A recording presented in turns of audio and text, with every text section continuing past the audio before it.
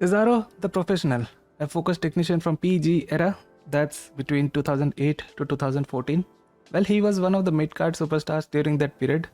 But looking at him today he would be one of the most underrated wrestlers in recent times. That could be the similar case with his poster in game as well at 5-star silver. We will find that out in this review. Looking at his moves, I will be using this moveset with green blue blue.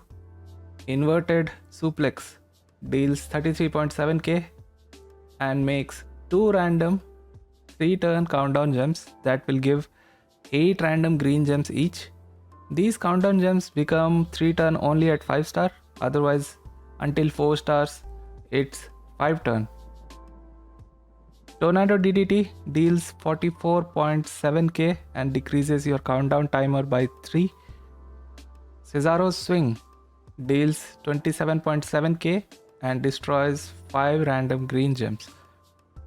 The other moves include a sharpshooter, a very European uppercut, double underhook pile driver, which is a basic 4-star moveset. Of course, using an aftershock skill plate can help recycle the 2 feeder moves, but we can see lack of purple gems on the board, plus this pile driver move being 10 MP doesn't help this scenario as it looks on paper. Final move, the neutralizer, is a 5-star move that helps with 3 blue MP. This I can put it on my first moveset, but having Cesaro swing was more useful as seen on testing. Coming to the entourage, the trainers I'll be using are Jerry Lawler for plus 4 MP to blue moves and Jimmy Uso at 9k for 1 extra countdown gem. It's better to have more countdowns for Cesaro than anything else because each time creating these countdowns is going to create 8 more random green gems on the board. Tornado DDT is the move we will be seeing as a finisher.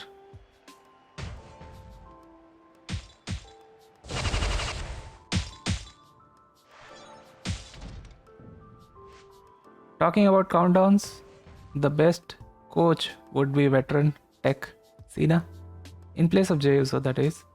And finally, when you are looking for dealing gem damage, Showboat Hogan is at least a universal coach right here. Before we can check out the stats, already you could see a severe lack of gem damage here, like minus 1k from Hogan as he isn't 9k yet. Also, no tech Cena would reduce around 50 to 100,000 damage combined overall. Now getting to the stats, he has 1.47 million health, green, blue and red being his primary gems, 765k. This is the base stats for all techs at this rarity. He has a gear in game that was used on Great Balls of Fire. Yep, that was a pay-per-view. And this only boosts 250 damage to his blue moves. Insert a blue balls joke here. Bear in mind, 1 hollow star is reducing these gem damages by 9 to 10%, which can basically be compensated with straps and medals. Coming to straps and medals, for the skill plate, I will be using Honky Tonks Blues, gives 3 blue MP when you destroy greens. For medal, using Armor Fury combo, I have tried double Fury on him, but the overall damage with the trainers I have chosen is very low, so it doesn't make sense to go all out on the gem damage, so I have given 2 armor medals as well. Major focus on green gem damage and blue move damage, which basically helps boost the kickout damage. Current green gem damage is 58% while armor gives 33% gem reduction. To be honest, this could be improved a lot. Armor is almost below average here, with Fury could go up to 70 to 80% to make this look decent, at least on paper. Quick overview for the gameplay is getting the first 2 moves ready as quickly as possible. The third move is basically feeding the green, also getting 3 blue MP because of the skill plate. As soon as both moves are ready, we can use the countdowns for a decent kickout damage. So going in, we are already losing a lot of potential damage here, with trainers and medals not being up to par.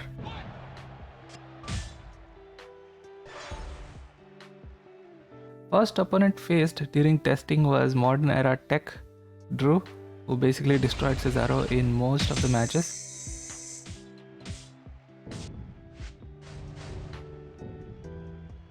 Later facing Powerhouse Kane, which was decent, having class advantage plus 25% all gem damage.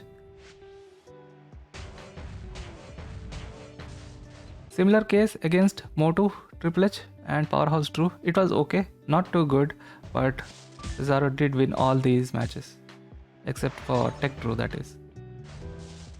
There was a constant issue of having 1 MP short while recycling for the blue move, which definitely increased overall match time. This cannot be boosted though, as we are relying on getting blue MP from blue matches on the board and also just from the skill plate. And skill plate only gives plus 3 MP. In case of showdown matches, it was surprising to see some matches went pretty good, better than the tour matches. I was using MP perks though. Yes, it's an unfair advantage, but I should say that it's fine to use them and it's within the rules of the game. But I won't consider showdown matches into his rating. Stats taken are meant to reflect their capabilities as a singles superstar first, then comes the rest. Call it lucky or an upset, but I was able to beat a team of 5-star silver zombie Brian and 5-star gold Sika with Cesaro alone.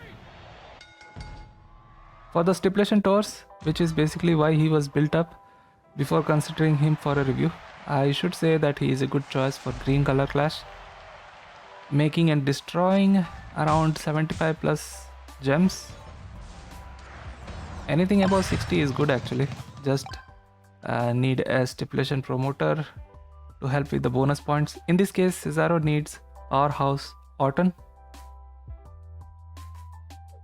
Alright, time for the final verdict. Cesaro is certainly one of the ancients in the game. Was first seen in game like 4-5 years ago, but with inclusion of his 5-star setup having skill plate that negates his shortcomings perfectly, we can see there is room for a lot of improvement. This review may be judging only the foundation blueprint, lack of Texina and Hogan at 9k. I think I can say his rating is only going to improve with time, but for now, with 80% win rate, 51% HP retention, average kickout damage is around 362,000, 4 to 5 turns when he wins the matches, and his average time is around 4 to 5 minutes. Overall, his final rating is around 6.2 out of 10.